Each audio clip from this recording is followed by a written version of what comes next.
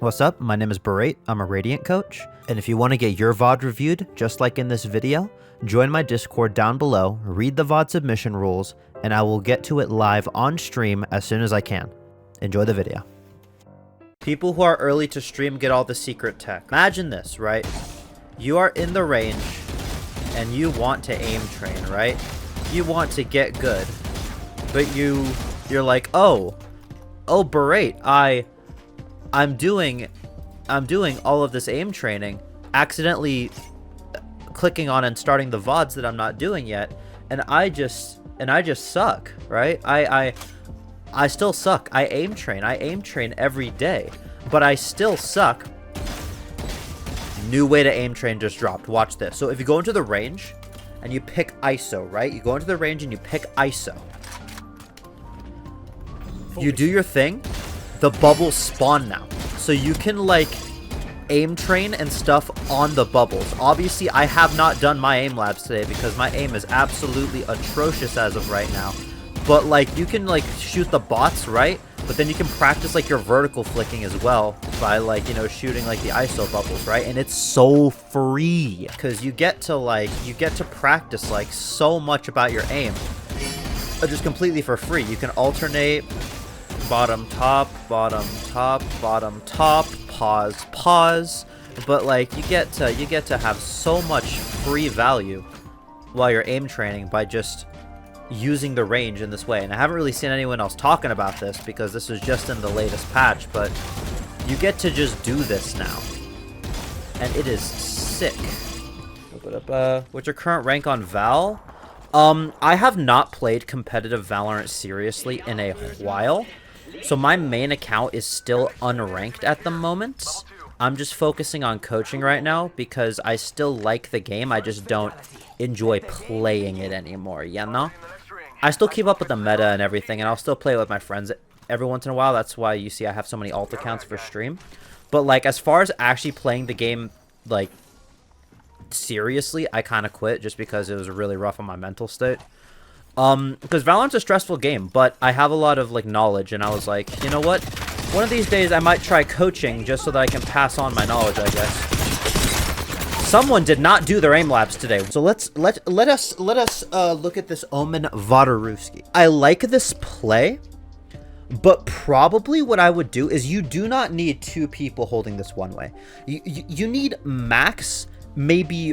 You need max one person holding this one way. Realistically, you're going to be looking at their toes and you're going to be popping them in the head with a ghost. You're going to get one, and if I can just whip out Ascent really quick. Probably the way that you would play off this one way here is probably you would sit like either right here, or right here. You would just look in like this general direction. You would probably get a kill like right here. And then after that, you would probably fall back to one, you'd fall back to sight. But the most you'll get here is one, maybe two if you're really, really lucky. But you only need one person to do that. The fact that there's two people swinging out here is a little bit troll, unless you need this KO to use some kind of utility, like a knife off rip or a flash. But again, I don't think that that's the best idea because you want them to swing this one way. Like, the thing with one-way smokes is you want them to swing your one-ways so that you can get the free kill, and you don't want to be using any utility that's going to deter them from swinging that. Same thing if you're using an operator, or same thing that if you're using something that gives you a direct advantage in a fight, but the condition is they have to swing you, you don't want to use any utility to deter them from swinging you. And I'll put this here. You could have had the KO play off of the one-way, and then you could have had, like, I wish that there was a button to delete everything. That would be wonderful. Or if there is one and I'm dumb, just chat, just let me know. But probably you could have had your KO play off the one way here, right? And then you probably could have like did like the gen jump set up here, or you could have played back dice, and then like a jiggled here, and then you have a teleport to go either hell or back gen. But just again, having two people here is just a massive waste of resources. But let's see how you play it. Why are you fast flanking against the Cypher? Okay, so this is a concept that not a lot of people are getting because this is very new. This is new tech. You never want to run into the Cypher. Okay, so when I am in a game, right? So overall, avoid the Cypher minigame. If there is even a remote that you run into a Cypher trip, avoid it at all costs. Now, if this was pre-buff Cypher, where Cypher was a good Sentinel, yes, but not the broken powerhouse that he is today, I would say go for this flank any day of the week. It's a good flank. Just break the trip, and you have an extra person there, you're good. But post-buff Cypher, those trips are nasty. They pop so fast, they concuss you, they don't break if you tank them. And the cherry on top is Cypher can play off of them so fast, and the trips are so long now that they can like show up anywhere.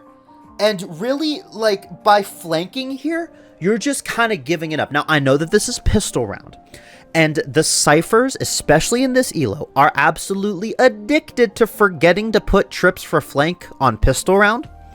But even then, you don't even want to chance it. Especially in this elo, this is platinum diamond elo. I would assume that the Cyphers in this elo would somewhat know what they're doing and like would definitely put a trip here. So my prediction for this round here is you are going, because we know that they're slow pushing, right? They haven't gotten on site yet.